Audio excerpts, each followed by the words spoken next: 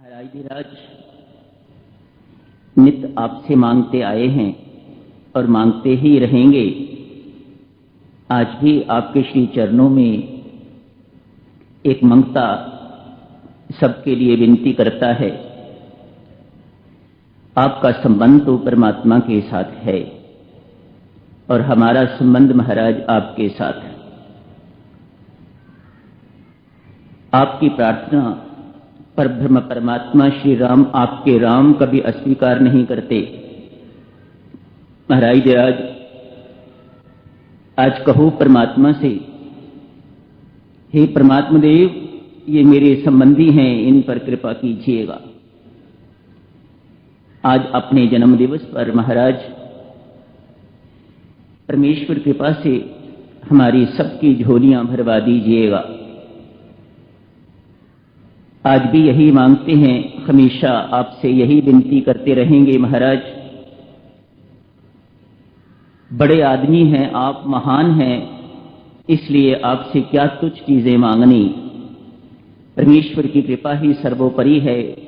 महाराज धीराज आप सदा कहा करते, परमेश्वर से कभी कुछ न मांगो, उसकी कृपा मांगो, उसकी कृपा में सब कुछ आ जाता है। वही आज आपके द्वार पर हम झोली फैला के बैठे हैं। महाराज धीराज कृपा कीजिएगा, कहिएगा अपने राम से, हे राम ये मेरे संबंधी हैं, इन सब की झोलियां अपनी कृपा से भर दीजिएगा। महाराज पूर्ण विश्वास है, अटल विश्वास है, आपकी प्रार्थना मेरे राम कभी अस्वीकार नहीं करते, नहीं करेंगे। हमारी झोलियां भरी हुई जाएंगी महाराज परमात्मा की कृपा से, आपकी दया से। आप दया करके परमात्मा से प्रार्थना करिएगा हमारे लिए, हमारा कल्याण हो जाएगा। प्रभु कृपा कीजिएगा, कृपा कीजिएगा हम पर, कृपा कीजिएगा, कृपा कीजिएगा।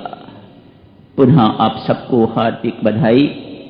आज का ये मांगलिक पर्व सबके लिए शुभ मंगल एवं कल्याणकारी हो, शुभ मंगल एवं कल्याणकारी हो, शुभ मंगल एवं कल्याणकारी हो, शुभ मंगल एवं कल्याणकारी हो।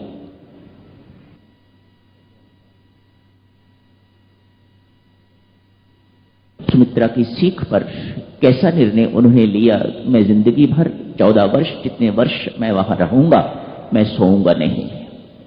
पहली रात थी, मैं सोए नहीं।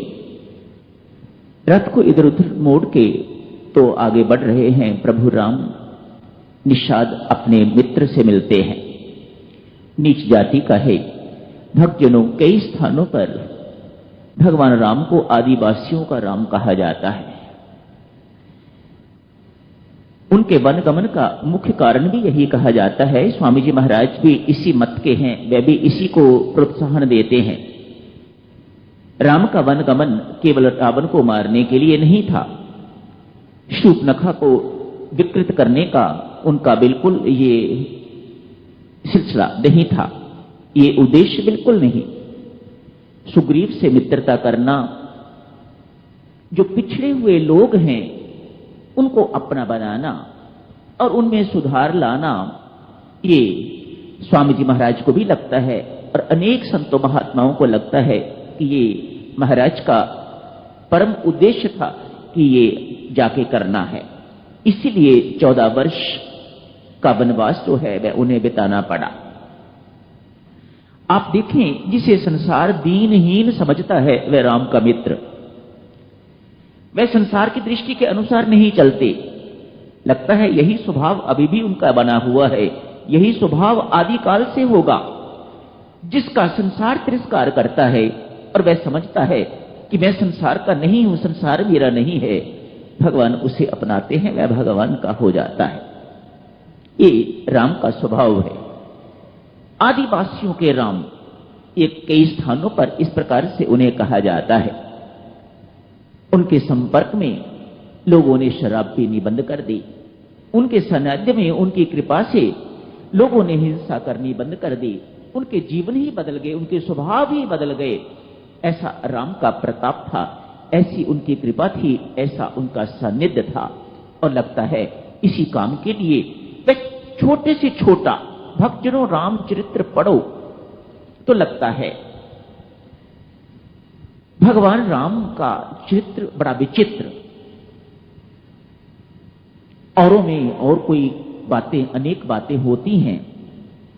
राम कहते हैं धनवान वह नहीं जो दूसरों को गरीब बना के तो धनवान बने, ना, धनवान वह है जिसके पास गरीब आके भी अपने आप को धनवान मानने लग जाए। प्रज्ञावान विद्वान वह है, वह नहीं जो दूसरों को मूर्ख सिद्ध कर दे, ना, जिसके पास मूर्ख भी आके अपने आप को विद्वान समझने लग जाए वह विद्वान है। ऐसे हैं प्रभु राम। लक्ष्मण ने एकदा कहा, भगवान ये आपके वानर जो हैं ये आए हुए हैं, आपकी सेना, महाराज इन्हें उठना बैठना तो थोड़ा सिखाओ। लक्ष्मण को ये बातें अच्छी नहीं लगती। प्रभु का कहीं भी कोई तिरस्कार, कोई अपमान इस प्रकार का करता है तो लक्ष्मण उनका विरोध करता है। ये लक्ष्मण का स्वभाव है। एक पेड़ के नीचे भगवान विश्राम कर रहे हैं, लक्ष्मण पास ही हैं। मानो सीता हरण हो चुका हुआ है, उस वक्त की बात है। इन वानरों की पूंछें जो हैं वह नीचे गिर रही हैं, भगवान के साथ टच भी कर रही होंगी। लक्ष्मण को अच्छा नहीं लग रहा। इनको मूढ़ों को सिखाओ तो बैठना उठना कैसे है। देखो आपके सिर पर पूंछें इनकी लग रही हैं, मुझे ये अच्छा नहीं लग रहा। भगवान मुस्कुरा के कहते हैं, लखन अरे ये क्यों नहीं देखता कि वह मेरे सिर के ऊपर छाया कर रहे हैं।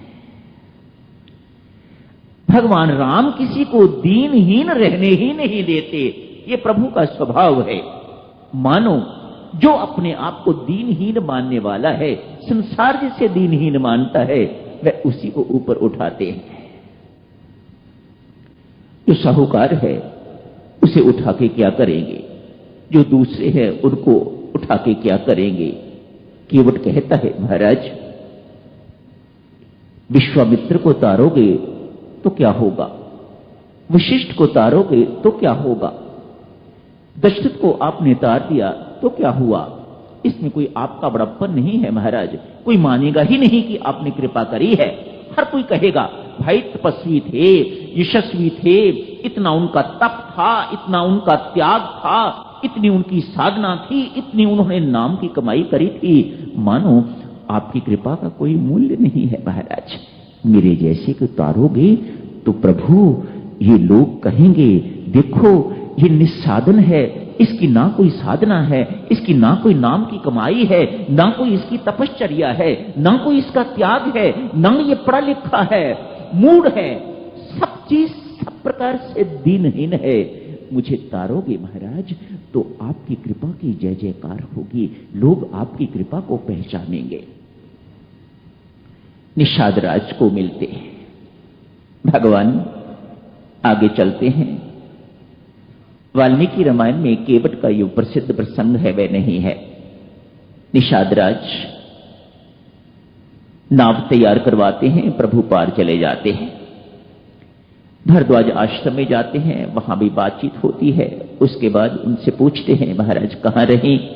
वह बताते हैं उन्हें रास्ता यमुना पार करके उधर से उधर निकल के जाइएगा। महर्षि वाल्मीकि के आश्रम में पहुंचते हैं, चित्रकूट पहुंच गए हैं। चित्रकूट बड़ा महत्वशाली स्थान है। पर्णकुटी बनाते हैं लक्ष्मण जी महाराज, बड़ी सुंदर, बहुत सुंदर कुटिया बनाते हैं। मानो लक्ष्मण जी ने जैसे ये कहीं से विद्या सीख रखी हो। बहुत सुंदर कुटिया बनाते हैं और भगवान राम बड़ी भारी प्रशंसा करते हैं। एक कक्ष बनाया है राम के लिए, एक कक्ष बनाया है सीता के लिए। एक छोटा सा कमरा बनाया है, कुटिया बनाई है पर्णकुटी, जिसमें भोजन इत्यादि मां सीता बनाएंगी, अपने लिए कुछ नहीं बनाया। स्वयं तो सेवा करनी है, पहरा देना है, अपने लिए कुछ नहीं बनाया। भगवान इस सारी व्यवस्था को देख के अति प्रसन्न लक्ष्मण की भारी प्रशंसा करते हैं। लखन बहुत सुंदर काम किया है तूने, बहुत सुंदर कुटिया बनाई है। चित्रकूट में भगवान रहना आरंभ कर देते हैं। उधर सूत जी महाराज जो रथ लेके भगवान को छोड़ने के लिए आए हैं वह वापस पहुंच जाते हैं